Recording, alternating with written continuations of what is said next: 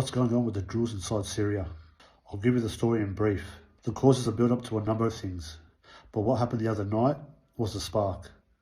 First, a voice recording spread of someone insulting the Prophet ﷺ.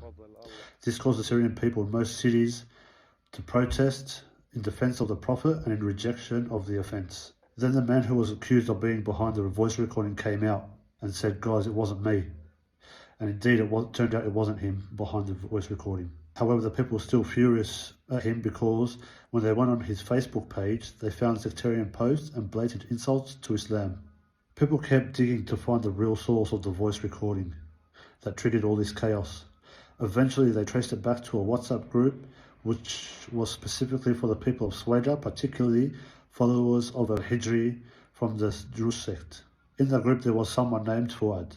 But the question is, who is Fuad? He is a regime loyalist and a thug, affiliated with Issam Zahreddin's group. He lives in the Netherlands. Recently, many photos of him have surfaced confirming his identity.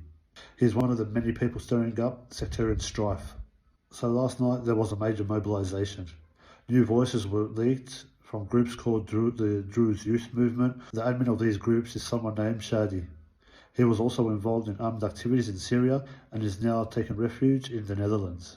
He and others coordinated to carry out something in Homs the next day, but these leaked audios ruined their plan.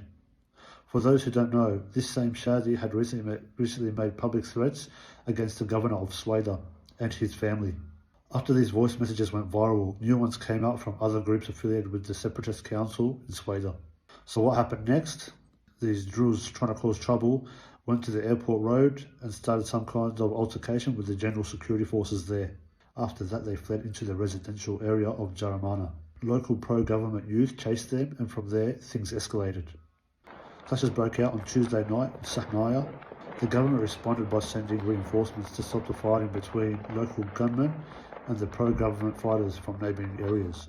8 members of the general security forces were killed in an ambush by Druze gunmen that are backed by Israel. Pro-government Druze groups like Rijal al-Karama, Ahrar al-Jabal supported the Syrian government forces in these clashes. This shows that the situation isn't Druze versus government, but rather a foreign plot led by Israel, using al-Hijri and his followers to divide Syria from within. Israeli drones began flying over Syria in support of al-Hijri fighters. Not long after, Israeli airstrikes began on Syrian government positions. Despite that, the Syrian army held its ground. By Wednesday afternoon, they had arrested many of the Druze militants in Syria and restored stability in the area. And this is the story summarized.